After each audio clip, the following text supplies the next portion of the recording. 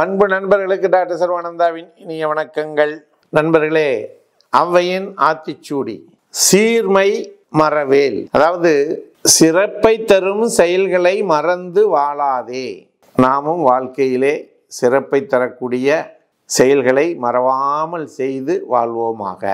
அடுத்ததாக நம்முடைய சப்ஜெக்ட் ஹோமியோபதியில் ஜென்ராலிட்டிஸில் நாம் பார்க்கக்கூடிய சப்ஜெக்ட் என்ன அப்படின்னா சென்சேஷன் ஆஃப் ஹீட், அதாவது வெப்ப உணர்வு நமக்குள் ஏற்பட்டதாக ஒருவர் உணர்வது.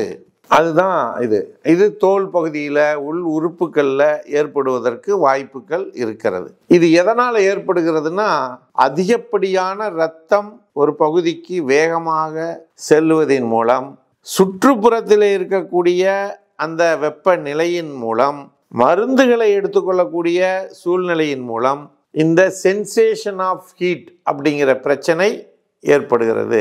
இப்படி ஏற்படக்கூடிய இந்த சென்சேஷன் ஆஃப் ஹீட் அப்படிங்கிறது சில குறிப்பிட்ட நிலைகளில் நேரங்களில் நடக்கும். அது என்ன அப்படின்னா, இரவு நேரங்களில் அல்லது உணவு எடுத்துக்கொள்ளுகின்ற பொழுது அல்லது எக்ஸசைஸ் செய்யும் பொழுது, தூங்கி எழும் பொழுது, இரத்த குழாய்கள் வெளிப்புறமாக சூடாகும் பொழுது, சக்தி ஓட்டம் குறைகின்ற பொழுது, நடைப்பயிற்சி செய்கின்ற பொழுது, பல்வேறு நிலைகளில் இந்த சென்சேஷன் ஆஃப் ஹீட்டை ஒருவர் உணர முடியும். அப்படி சென்சேஷன் ஆஃப் ஹீட் ஒருவர் உணர்ந்தால் அது ஒரு பிரச்சனை இல்லை என்று விட்டுவிடாதீர்கள்.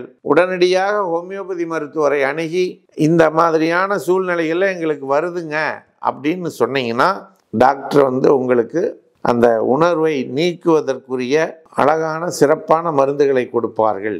இதை சர்வசாதாரணமாக நினைச்சு விடாதீங்க. இது பல பிரச்சனை பின்னாளில் வருவதற்கு வாய்ப்பாக அமைகின்றது. இது ஒரு அறிகுறி தான். இதே போல சென்சேஷன் ஆஃப் ஹீட் என்பதை போலவே ஃப்ளஷஸ் ஆஃப் ஹீட் அப்படிங்கிற சப்ஜெக்டும் இருக்கு. அதுலேயும் இதே போல தான் பிரச்சனைகள் ஏற்படும். அப்படி ஏற்படுகின்ற பொழுதும் அந்த ஹீட், அதாவது உடம்பே அப்படி கொதிக்கும். இப்போ காய்ச்சல் வந்தால் கொதிக்குது இல்லைங்களா, அது மாதிரி அந்த ஹீட்டை அப்படியே ஃப்ளாஷ் ஆகும். பக்கத்தில் இருக்கிறவங்களுக்கு என்னப்பா இவ்வளோ ஹீட்டாக இருக்குதுன்னு சொல்லுவாங்க. அப்படிப்பட்ட நிலையாக இருந்தாலும் மறவாமல் ஹோமியோபதி மருத்துவரை அணுகி, இது மாதிரி எனக்கு அடிக்கடி வருதுங்க, நீங்கள் ஏதாவது எனக்கு ஹெல்ப் பண்ண முடியுமா அப்படின்னு கேட்டிங்கன்னா, நிச்சயம் உங்களுக்கு உதவுவார்கள், உங்கள் பிரச்சனையை தீர்ப்பார்கள் என்பதனை கூறி, இதுவான சிறப்பான செய்திகள் உங்களை சேர்வதற்கு சர்வம் யூடியூப் சேனலை மறவாமல் சப்ஸ்கிரைப் செய்யுங்கள் என்று கேட்டு வாய்ப்புக்கு நன்றி கூறி விடுகிறோம். நன்றி, வணக்கம்.